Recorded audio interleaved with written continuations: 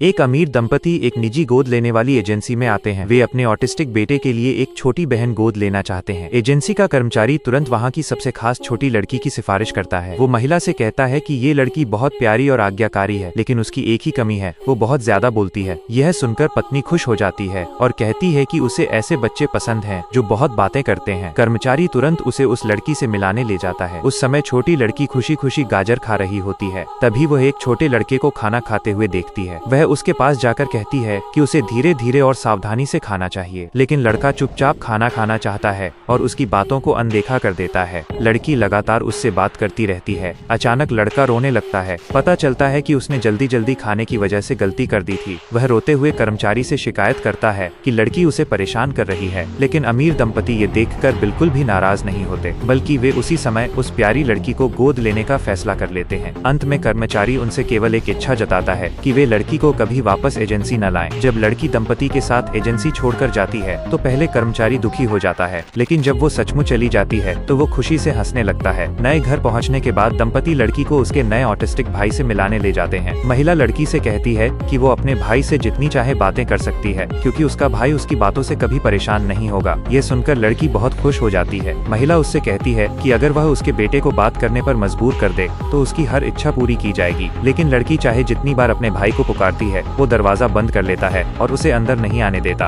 आखिरकार लड़की एक भारी चीज उठाती है और जोर लगाकर दरवाजा खोल देती है। अंदर जाकर वो अपने भाई को किताब पढ़ते हुए देखती है। वह तुरंत उसके पास पहुंच जाती है और उससे उत्साहपूर्वक बातें करने लगती है। वो उसे बताती है कि किताबें मानव प्रगति की सीढ़ी होती हैं। भाई उससे बात नहीं करना चाहता और वहाँ से जाने की कोशिश करता है, लेकिन लड़की उसका हाथ पकड़ लेती है और लगातार बातें करती रहती है। फिर वो अपने अनाथालय और गोद लेने वाली एजेंसी के दिनों की कहानियां सुनाने लगती है। उसकी इस बदलती हुई ऊर्जा को देखकर अमीर दंपति भी हैरान रह जाते हैं। आखिरकार लड़का लड़की के साथ कमरे में और नहीं रह पाता। वो अपने कमरे से बाहर निकल जाता है, जबकि पहले वो बहुत समय से कमरे से बाहर नहीं आया था। लड़की भी उसके पीछे पीछे चलती रहती है और लगातार उससे बातें करती रहती है। दरवाजे के बाहर खड़े उसके माता पिता ये देखकर बेहद खुश हो जाते हैं, क्योंकि उनका बेटे बहुत समय से अपने कमरे से बाहर नहीं निकला था। उन्होंने कभी नहीं सोचा था कि ये छोटी लड़की उनके बेटे के व्यवहार में इतनी बड़ी सकारात्मक बदलाव ला देगी। अगले दिन वे लड़की को ढेर सारे उपहार देते हैं। उन्हें देखकर लड़की बहुत खुश हो जाती है। वो खुशी खुशी सारे उपहारों को गले लगाती है और फिर अपने भाई के कमरे में चली जाती है। वहां जाकर वो अपनी खुशी उसके साथ साझा करती है। यदि आप इस कहानी का दूसरा भाग देखना चाहते हैं तो वीडियो को लाइक करें और चैनल को सब्सक्राइब करना न भूलें।